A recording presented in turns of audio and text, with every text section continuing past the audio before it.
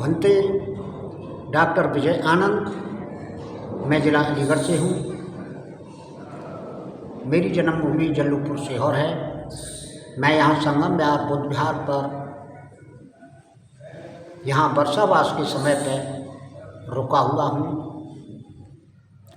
तो एक उपासक जी का कहना था कि भंते जी एक कोई कविता या कोई गाना सुनाएं। तो मैं अपने महापुरुषों को आदर्श मान करके भगवान तथागत सम्यक संबुद्ध बोधिसत्व बाबा साहब डॉक्टर अम्बेडकर और संत कबीरदास, गाड़गे जी महाराज और शिक्षा की देवी हमारी माता सावित्रीबाई फुले, शिक्षा की देवी फातिमा शेख और भी बहुत सी शेरनियाँ उपासिका ऐसी पैदा हुई जिन्होंने हमारे लिए क्या हमारी पीढ़ी के लिए भी स्कूलों का खुलवाने का काम किया और शिक्षा का काम किया। तो मैं एक अभागिन की गाथा सुनाता हूँ, और वो अभागिन नहीं थी, वो बड़े अच्छे सेठ की बेटी थी। तो जब भी सेठ जी कहीं जाया करते थे तो वो उस लड़की को एक पहरेदार के अंडर में करके जाया करते थे, जो वहाँ झाड़ू पोंछा करता था उनके मकान में।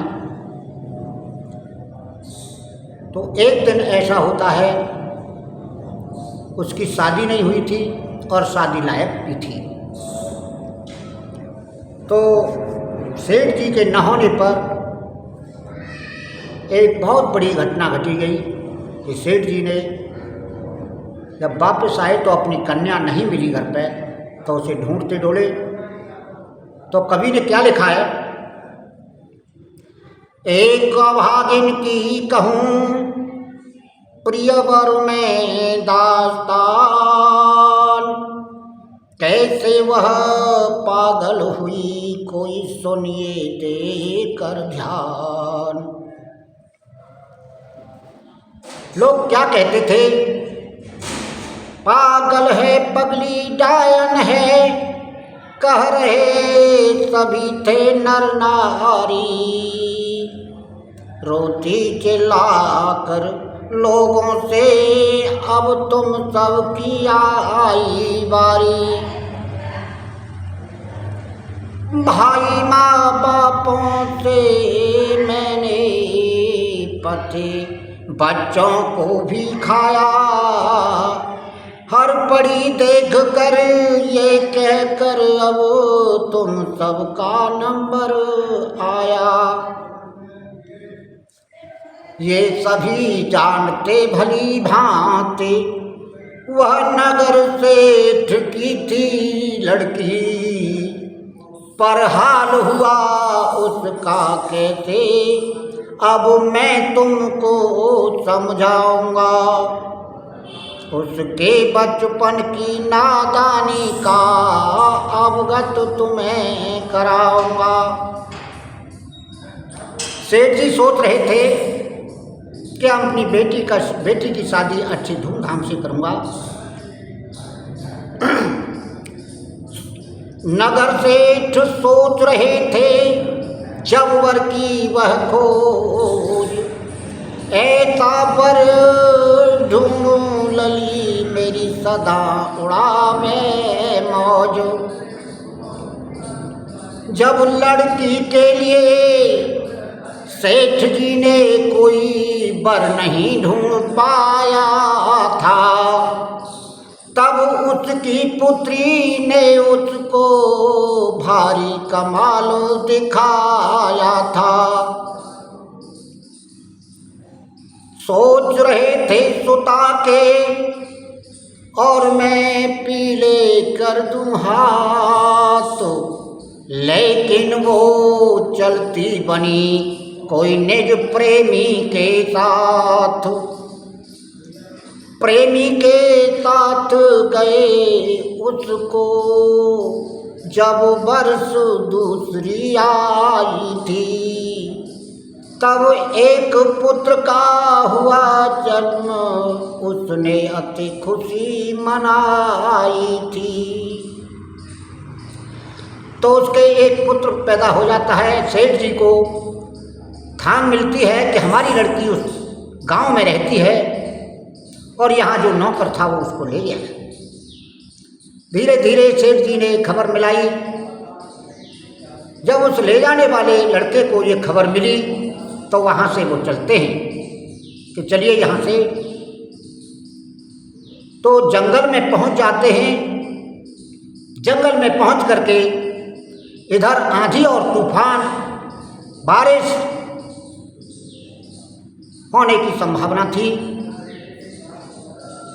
तो वहाँ क्या होता है, उसका जो प्रेमी था वो कहने लगा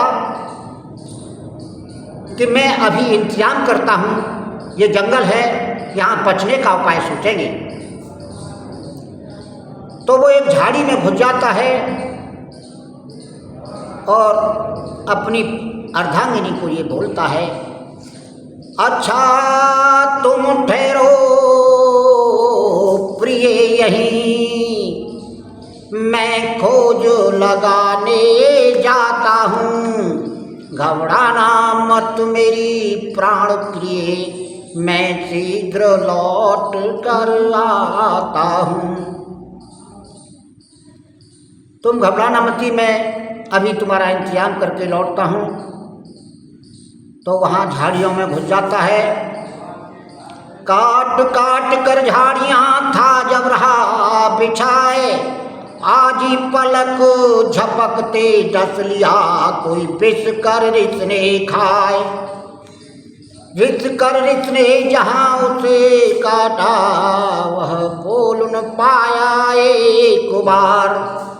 मानो बैठी थी मौत वहाँ, उसका करती थी इंतजार।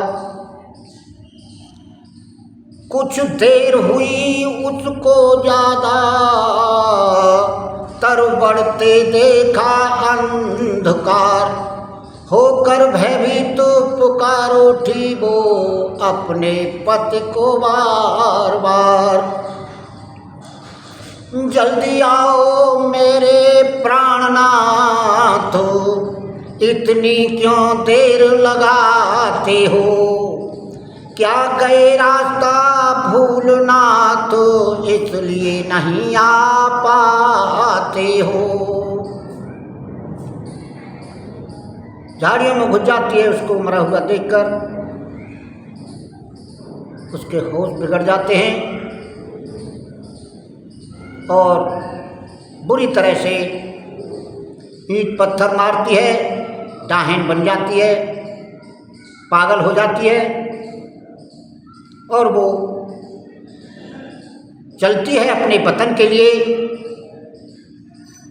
तो एक नदी पड़ती थी, बारिश का टाइम था। आगे बढ़ करके उसने एक सरकंडा तोड़ करके पानी नाप करके देखा कि मैं निकल सकती हूँ। तो बुद्धि ऐसा काम करती है कि उसने अपने बच्चे को उस पटरी पर उतार दिया। नग्न होकर के अपने कपड़े रखने के लिए जा रही थी और फिर आकर के लेने वाली थी कपड़े। इधर में देखा एक बाज उस बच्चे को तक रहा था। तो बच्चे को वो उठा ले जाता है। क्या कहने लगी, दौड़ो दौड़ो मेरे बेटा को,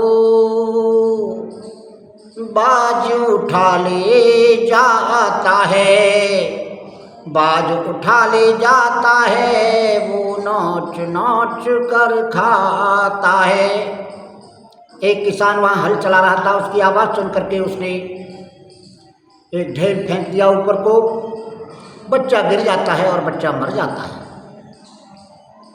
जब बच्चा मर गया, नदी को पार हो गई, तो वहाँ कुछ लोगों ने कहा कि तेरे माता पिता के ऊपर बहुत बड़ा पहाड़ टूट गया है, ये देखिए ये चिताएं जल रही हैं, तुम्हारे माता पिता की हैं। माता पिता मकान में दब करके तुम्हारे खत्म हो गए। इधर वो डाहिन बन जाती है, पत्थर मारती है।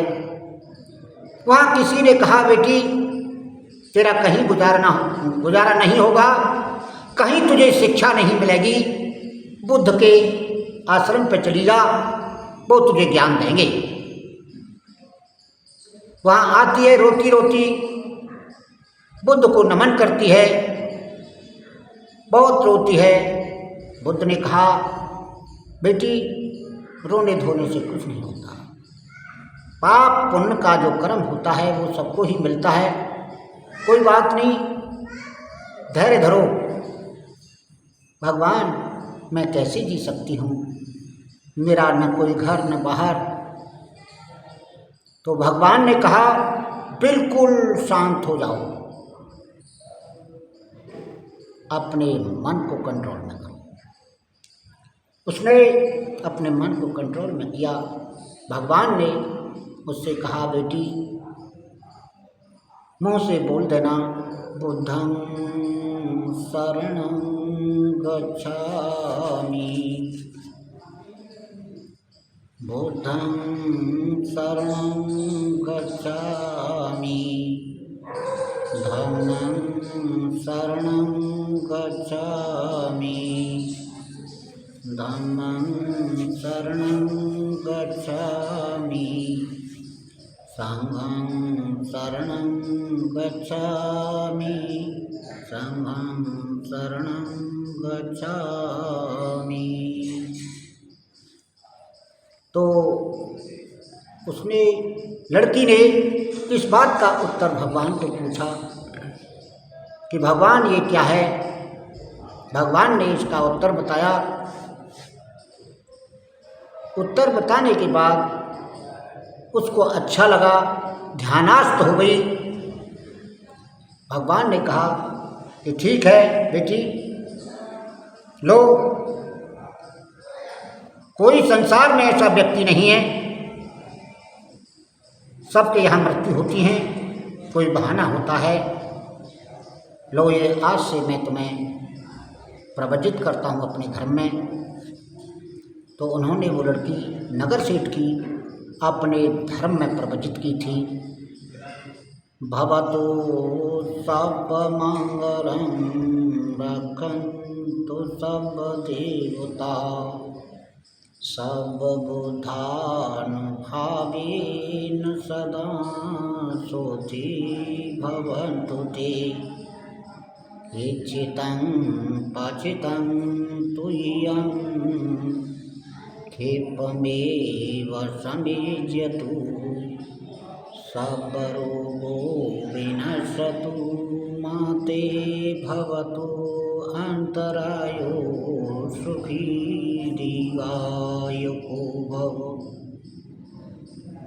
एवमेषुतं एकं समयं भगवान् सावधियं विहरते जेतवने अनाथपिण्डकस्य आरामे अथ को अयन्तरा देवता अविगताय रत्या अविगन्तु वर्णा केवलकपं जेतवनं उभासित्वा एनु भगवातेनुपशङ्कमि। भवतु सब मंगलम रखन सब देवता सब बुद्धान भावे सदा सोचते साधु चलिए।